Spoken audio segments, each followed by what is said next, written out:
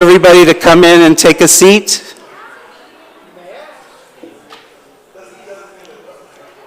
Should I implore?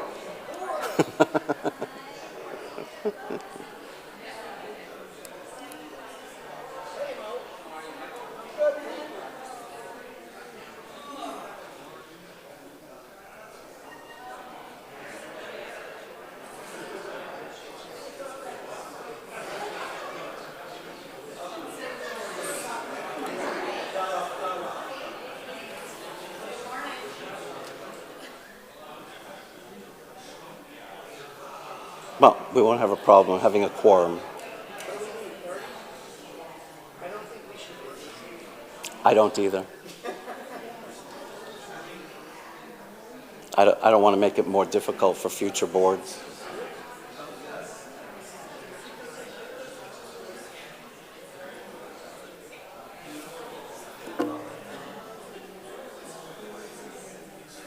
We're okay.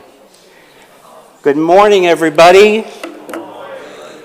Welcome to the Congregation Or Tzion Annual Meeting 2025.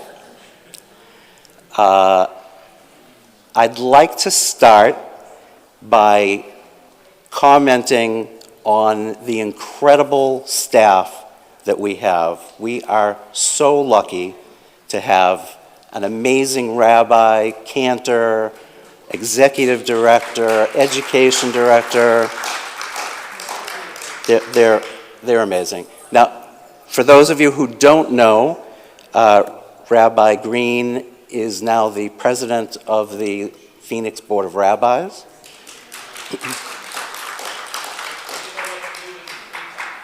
He didn't know what to do with his free time. That's true. That's true. But one of the benefits is that for Shavuot this year, Or Tzion is going to host Tikkun Leil Shavuot on Sunday, June 1st. We'll have a short service with Yisker, and then there'll be classes and lots of food. And if you weren't here for Shabbat, then you'll get the humor in my saying that classes will end as soon as the cheesecake is gone.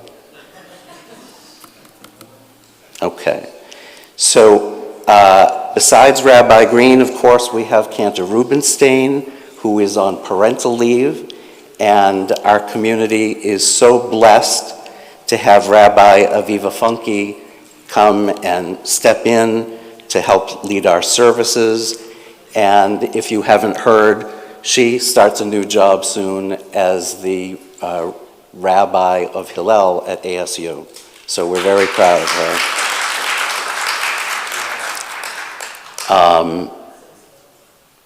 Pam Carson, our bookkeeper, most of you speak with. She's incredible. Benjamin Ben-Ari, our program manager, has stepped up to help in areas where we have gaps. He's been incredible. Margie Olson, if you haven't met her, is our new receptionist. She's got a wonderful personality. Now, I skipped over 3 people. And the reason why I skipped over them is Sarah Bachneck, who is our youth director, just recently got a new 1-year contract. Gail Gilmartin, our executive director, just recently got a new 2-year contract.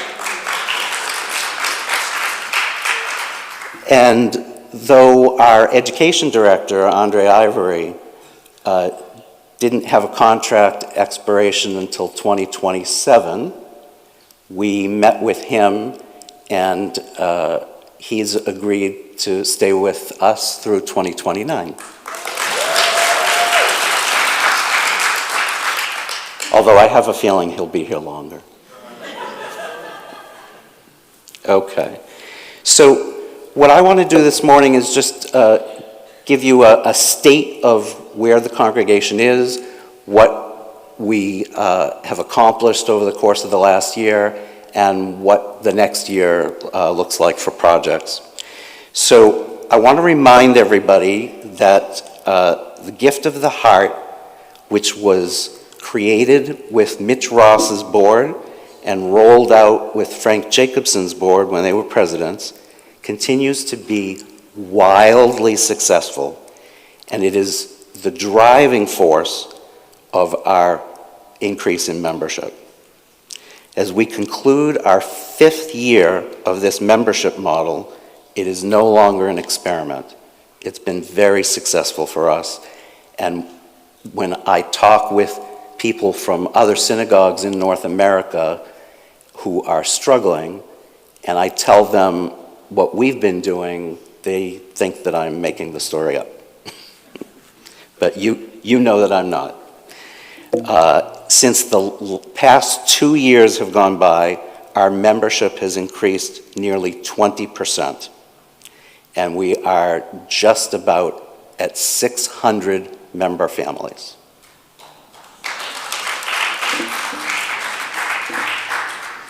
Now, the board and the senior staff do not think that we should cap membership, and we will be implementing new actions to better manage our growth, which I'll get to in a little bit. Our financial position. Our board, with the guidance of our capable treasurer, Mike Portnoy, and a very dedicated group of volunteers who are on our finance committee that also includes a few past presidents, have taken very seriously our budget, community impact, and fiduciary responsibility to all of you. Mike will give you a treasurer's report when I'm finished, and you'll see how well we're doing. And a lot of that has to do with gift of the heart and the management of our funds. Okay, I'd like to talk about targeted demographics. Steve Goldstein last year started to talk about this last year when he reintroduced the Shema Project, which was our listening campaign. And we've taken that campaign many steps ahead. We realized that there are groups within our congregation who weren't being served properly. So we've been creating programming that appeals to congregants in different groups, but also to the congregation in its entirety. Socialites, which has been around for a while, is for those 55 and over, and it continues to offer varied activities and keeping engagement relatively high. About 20% of the people who are attending Socialite events are single. And they came to us and said, we'd really like to do something for singles.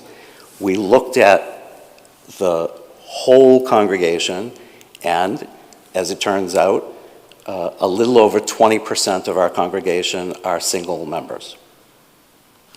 So we started a group last year for singles age 45 to 65. And they've had several chances to meet. They've had social gatherings. They've come for services. They've had a meeting with the rabbi that everybody enjoyed. And starting next month, we're going to start the same type of program for singles who are 66 and over. We also have begun programs with younger households in the 22 to 40 age range. You might think, how many people could be in that age range? Well, at Congregation Or Tzion, that's our fastest growing group. And when Rick Engel comes to talk to you about the slate of officers, he's going to introduce you to one of those people who's joining our board, and she's in her 20s. Not for very long, but she's in her 20s. Both the Or Tzion Men's Club and Wilcott have new leadership with new invigorating ideas and programs. If you belong to Men's Club or not, if you've attended a Torah on Tap, that has grown. Maybe a year and a half ago, 10 to 12 people would come to those events. Now it's 30 to 40 people that come regularly to those events, and everybody enjoys them. Wilcott started a wine and cheese social event where members donate and pack gift boxes to send to our college-age children, and it speaks to a large group of empty nesters that we have in the congregation who are also looking for opportunities to socialize because they're shifting from, schlepping their kids to religious school to now trying to create a new life for themselves. So we're working on that as well. And then the last group I want to mention is our Families with Littles program. That started less than 2 years ago. Initially, we were engaging, again, maybe 10 or 12 families that would come to the Shabbat and holiday events that we had. Many people over the course of that time have joined our synagogue. Several of them are attending services with their little kids. You may notice that we've been having more little kids come to Shabbat services. And this led to Andre and our education committee creating a pre-K class. The first year that they tried it was this year. The children came every other Sunday, and they had so much success with the program that coming in August, when school starts again, they'll be meeting every Sunday, and we expect the enrollment of those pre-K classes to continue to grow. So that's, of course, very important for our continued growth. Let me talk a little bit about the religious school. Children and their families are experiencing more enrichment, Hebrew, and tefillah. She's not here today, but I had a conversation with Stacy Moskowitz about, in the short number of years between her daughters, she saw an incredible improvement in tefillah, Hebrew language skills, and again, that's a testament to the planning of Andre. Give him a hand. We really appreciate that. Now, there's been concern at the board level that we have many students within our congregation who are not participating in our religious school or going to Pardes. As it turns out, it's really not a very large number, but we do have a reality in that the demographics of our whole congregation are shifting geographically. We have a lot of people who have joined within the last 12 to 18 months who are in the West Valley, the East Valley.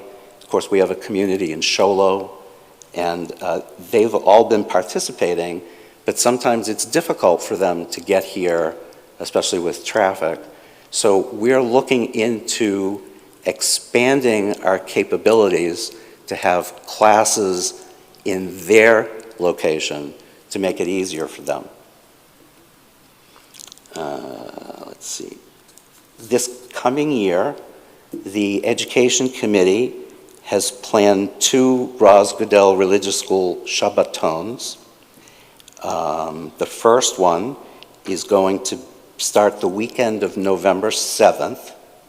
So the children, rather than attending religious school on Sunday that week, they're going to have a program where they're here Friday night to Saturday night.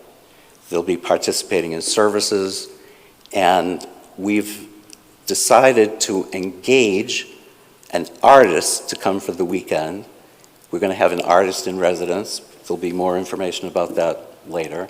And we want to be able to invite the entire community to come and work, celebrate, and enjoy the school children so that you really get a chance to see what's going on in the congregation. All right. Now I want to talk to you about grants. Last year and the year before, your president and treasurer came and talked to you about monies that we received during COVID from the government mostly, and we don't get that anymore. So we've actively been pursuing grants from government and nonprofits and seeking mentorship from charitable foundations. In the past year, we have applied for and become eligible for about $300,000 in grant money. The money is to help with security, socially conscious food choices, leadership development, and growth strategies, as some examples. I want to talk to you about the largest opportunities. Linda Moskowitz and Gail Gilmartin leapt way out of their comfort zones to secure a federal grant of $150,000 for security improvements and enhancements to our community.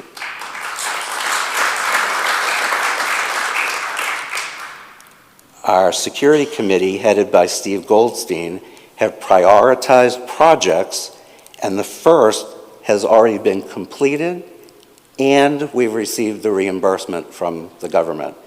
We got a notice about 2 weeks ago saying that the freeze that had been predicted for these federal security grants no longer applies, and we were shocked. We received our reimbursement in less than 4 weeks. That's just incredible. Now, included in the measures to secure the campus, we're looking to better utilize our outdoor space, and a revitalization and design committee has already been appointed. It's being chaired by Yosef Funke, and they've already begun to review options for what we can do with that space to make it more usable. We could hold services there, events, and of course we want to make sure that it's secure. The other large grant has come to us from Onboard. It's a nonprofit organization in New York, and it's wholly funded by Susan Wexner. Many of you know her from Wexner Heritage. She does a lot of work to provide opportunities and money for Jewish communities around the world. So we applied for a couple of grants. Well, we've gotten them all.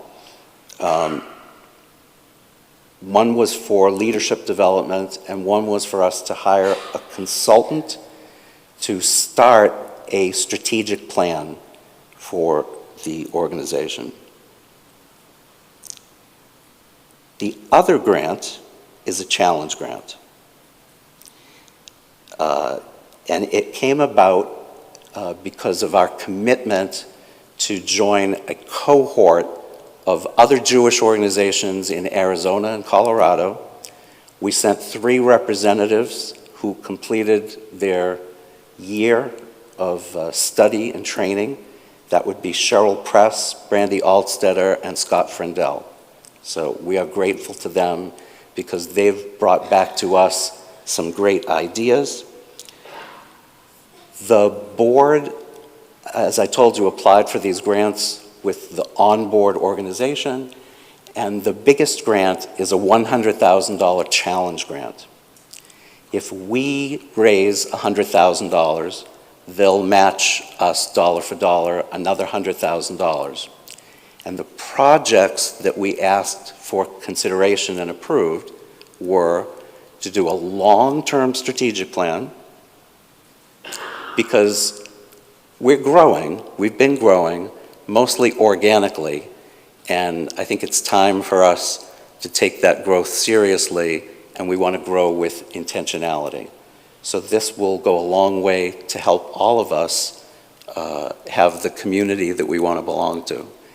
The other part of the grant is we intend to hire a director of membership engagement to help us better manage Gift of the Heart, better manage our programming, make sure that all of you, all of us, are getting the benefits that we would like to get being members of this community. It'll take a lot of pressure off some of our board members, also the Rabbi and Gail. It'll take significant pressure off of them. So you'll be hearing more about that very shortly. We have two committees, one to help raise the $100,000, and that's being chaired by Mo Garfinkel. And we have a committee that's meeting for the first time this week to start the search for the membership engagement staff person, and that's being chaired by Cheryl Hammerman. So please give them a round of applause.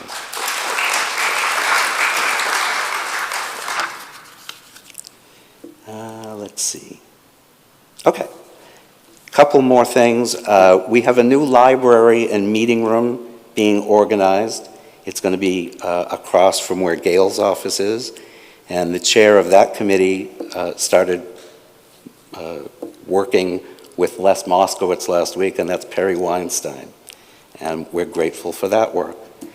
We actively participated this year in the World Jewish Congress elections for the Merkaz slate, representing the conservative movement.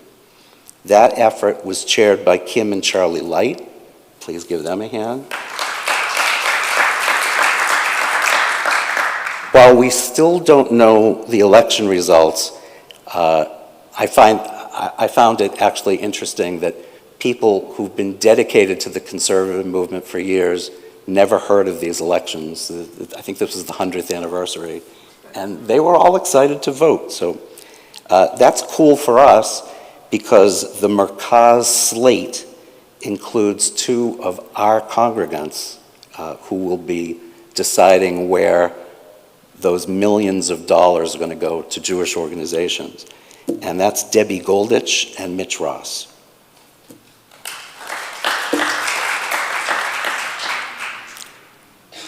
I already told you about that. Oh, I want to talk about our Chesed committee. It was formerly called Bikor Cholim, but it was reinvigorated this past year by a newcomer that many of you probably have never heard of named Denny Lieber. We, of course, want everyone to feel welcome and safe in our community. These are tough times for all of us. The Chesed Committee is about supporting anyone in need of everything from meals, rides to medical appointments, rides to come to the synagogue for services, or even just an opportunity for a warm conversation. You heard me say earlier that about 20% of our congregants are single, and a good chunk of those people are over the age of 75. And they enjoy having company, and we enjoy offering our time. So if you're interested in helping with that, please contact Denny. All of you have been, thank you.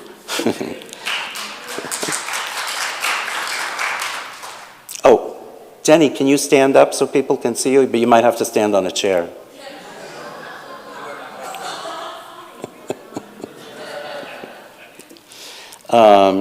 All of you have been generous with your time, energy, and financial support. Look, our Gift of the Heart model is a success, and I think the traditional, old-fashioned way of telling people that they must give a certain amount of money is over.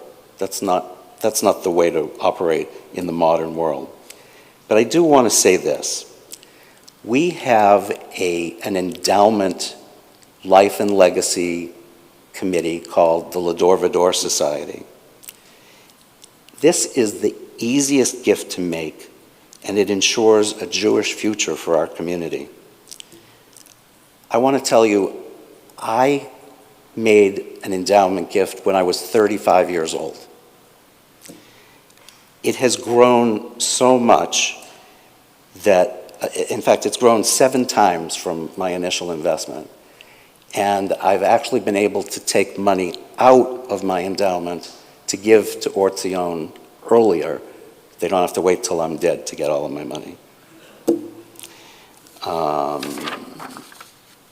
And the last thing I want to talk about for me, for next year, is Martini Night. It's the congregation's biggest annual fundraiser, and this year, please save the date.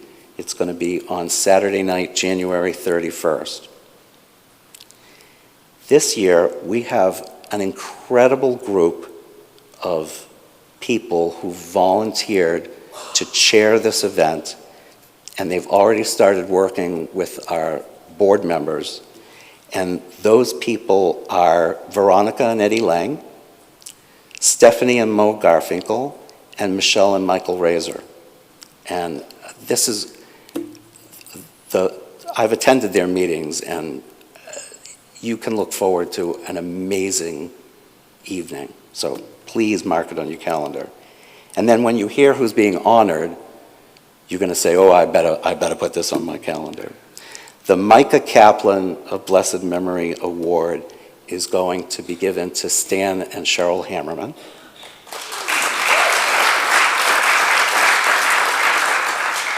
And the Sherman Minkoff of Blessed Memory Award is going to be given to Amy Lieber.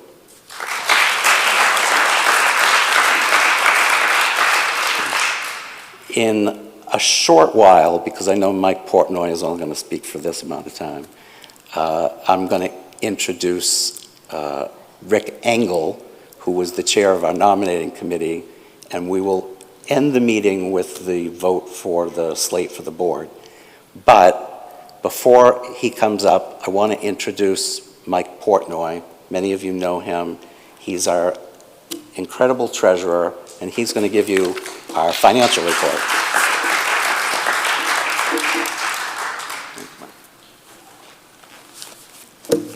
Thank you, Rob. What a great State of the Union message. I think Rob deserves a big round of applause. He says, I'm not allowed to ask for money. Interesting. Because I already did.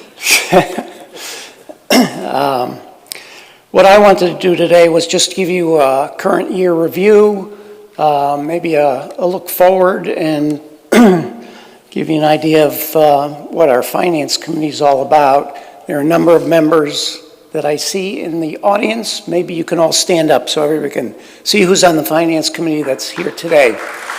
Rudy, Alan, Scott, Frank. Hey, you can sit down. I have to also thank my wife, Susan, because, you know, she enjoys the time alone while I'm doing the spreadsheets. Okay, so what's happened over the year, and I'm projecting to June 30th, which is our year end. We're projecting a surplus of over $100,000, which is really nice. The board has already allocated that money to certain things, such as our building reserve fund. We're making a deposit to the Lador Vidor Endowment Fund, and also to prepay some of next year's expenses. So we get a jump on that. Just a word about the Lador Vidor Endowment. Rob mentioned it briefly. This fund is designed to help the synagogue in years ahead. And what we have to do is get that endowment fund, closer to what I think Harvard has about $52 billion in their endowment fund. We're looking for our first $1 million, and we're well on our way. We just started, and we got a good head start, but it's, like Rob said, it's an easy gift to make. You can do it through your estate planning. You can do it while you're alive.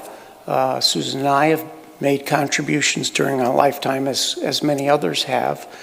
But it's a good thing to do. And I've been told we're close to 100 members in the society now. Some of you see these patches on our shirts. We've already enrolled, and we'd like many more. Okay, so how did we make all this money, you say, or you ask? The key drivers, of course, is the Gift of the Heart program.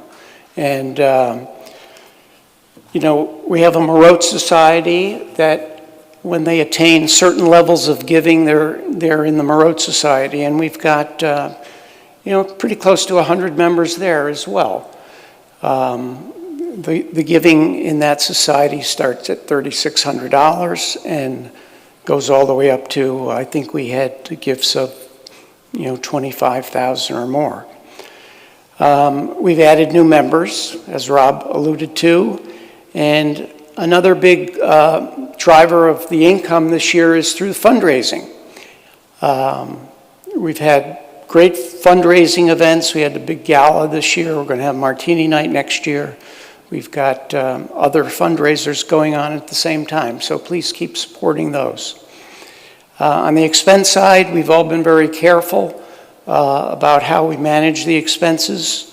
We've got a great person in the office over there named Pam Carson who helps me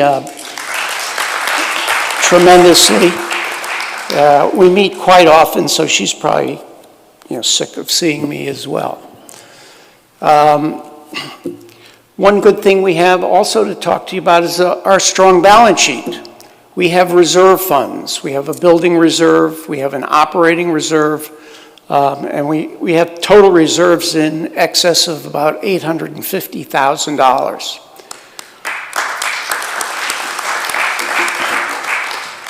One good thing about having reserves is if you need new air conditioning units, you can get them. If you need new flooring, as we did this year, we get that. We're doing outdoor lighting. We're doing locks and doors. We're enhancing the security of the building, thanks to some grants from the government that you heard about.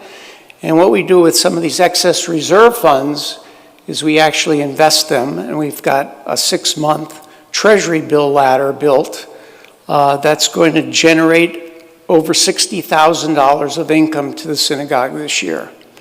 So that's terrific, even though Moody's downgraded our debt this week. Some of the other things I want to point out is we put together an employee benefits program for the staff, including medical, dental, vision, and life insurance. We also offer a salary deferral plan like a 401k or 403b.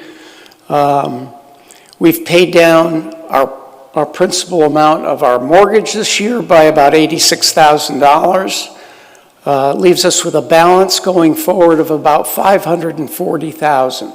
So I think in 5.5 years, that mortgage will be extinguished to zero, and that's a pretty good thing. The Finance Committee has also put together a capital projects capital improvement plan, and that includes, you know, new flooring for all our offices that we did this year, some security upgrades, some new kitchen equipment, and of course, I think I mentioned outdoor lighting that's going to go ahead pretty soon. So looking forward to next year, the board approved a budget that's in excess of an increase of about a little over 10%. So what are we doing? We're investing in personnel, security, programming, religious school, youth department activities, you know, kind of things that you would expect. So Rob's done a great job in leading the board. The Finance Committee's done a great job in safeguarding your assets. And I will ask for any questions you might have from the floor at this time. Just raise your hand, like in classroom. Frank? It's not a question, It's a comment. I think everybody should know, Mike has been treasurer now for a number of years. This laddered treasury note program has done as much as any fundraisers that we've done. It's like taking the place of a small fundraiser during the year, or many small fundraisers. I just can't say enough about how great this guy does. Thank you, Frank. And you really didn't have to say that, embarrassing me and all that stuff. Alan, you have a comment. Just quick, why don't you just let everybody know what is our budget for next year? Oh, well, our budget is way up to about $1.7 million. You know, and most of that is to pay, you know, a lot of that is to pay staff salaries, which we have a huge staff now. Well, it's growing, and we're taking good care of them. Obviously, the Gift of the Heart supports a lot of that. The fundraising, you know, is instrumental in supporting that. But right now it's about 1.7 million. Last year the budget was 1.56 million. So yeah, there's the 10% increase. One comment I have on Gift of the Heart. Those of you that are as old as me or older, 73 or above, can actually make their Gift of the Heart through required minimum distributions from their IRAs. I don't know if you know that. So if you're old like me, and you're taking distributions from your IRA, you can actually direct those distributions to the synagogue for your Gift of the Heart, and you won't have to pay tax on it. So that's a good thing. Keep that in mind. And with that, if there are no other questions, we got one more question. What did we spend on security? Well, in addition to the capital projects, we've spent over, I'm estimating over $50,000 this year for security. With the capital projects, it'll be, you know, it could be $100,000, $150,000, $200,000 going forward.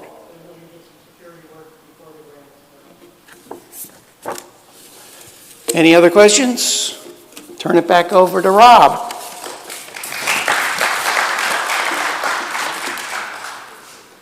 Thank you. Thank you, Mike. We greatly appreciate your taking the effort to come this morning for our annual meeting and the election of our board of directors. You know, it's an important component of what we have to do every year to follow the rules. This year, we had only one person who was leaving the board. That's a testament to the spirit of the people who are on the board, working on your behalf to keep this incredibly warm and giving community. The person who's leaving the board was appointed as chair of the nominating committee to find his replacement. Rick, who is incredibly humble, Rick Engel, is leaving the board, and I have to tell you, his contributions were so significant. Every time this man opened his mouth to ask a question, it was always the best question, and we learned a lot by having Rick participating on the board with us. So, if you'll come up so we can start this process, I actually have a departing gift for you. So you don't have to choose between door number 1, 2, or 3. It's like my bar mitzvah. Do I get a tree in Israel too? No. No, I stole no, the joke from Cheryl, thank you. No, but I included a bill in there. Okay. Yeah. Anyway, we really appreciate having had you on the board. We're going to miss you, and I'm going to let you introduce the slate of officers and board members so that they can vote. Thank you. Well, it's definitely been an honor to help in a very modest way the last couple of years, but for those of you who haven't, peered behind the curtain before, let me just, let you rest assured knowing how strong this board is, how dedicated, how competent, and how well they support our amazing staff, our amazing clergy. And, putting that together with the grassroots energy of this whole congregation and volunteerism, participation, it's no wonder that the congregation is doing so well. So with that, let me talk about the board coming up. I think we're thrilled that we have everyone but one staying as is. So why don't I just go ahead and announce as chair of the nominating committee, nominating the following for the coming year. Some of these terms expire in next year, some of them the year after. That was in the email if you want further detail. So for the coming year, the president will continue to be Robert Young, administrative vice president Cheryl Press, membership vice president Stacy Moskowitz, education vice president Sandy Levine, ritual vice president Michael Hammerman, treasurer Michael Portnoy, secretary Emily Schwett, immediate past president Steve Goldstein. And directors at large would be Brandy Allstetter, Jennifer Brown, Allison Feinberg, Scott Frindell, Mo Garfinkel, Sarah Levy, Denny Lieber, Linda Moskowitz, Scott Stone, and our new member will be Carly Sachs. If you wouldn't mind standing for us. Thank you, Carly. We're so excited to have you. Obviously you're filling a demographic we need filled and have that perspective. But in addition, I understand that you've are recently completing studies in social work. You have experience as a religious school teacher, and have already shown a tremendous amount of energy and interest in taking part in the congregation. So we're thrilled to have you, as well as the entire slate. If you wouldn't mind standing, please. So this will be your board for the coming year. Do we take a vote, or so? Those approving of the current, what do we do? I move that we accept the slate Thank you. as you read them on. Thank you for motion. Is there a second? Second, maybe call for acclamation. Is there any dissent? If seeing none, thank you and congratulations to the new board that coming in.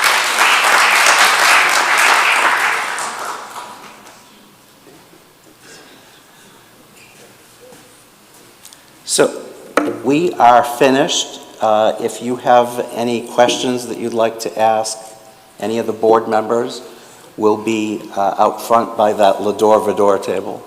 No, I think we should all stand for Hatikvah. Oh, that's a great idea. Can you please stand for the singing of Hatikvah?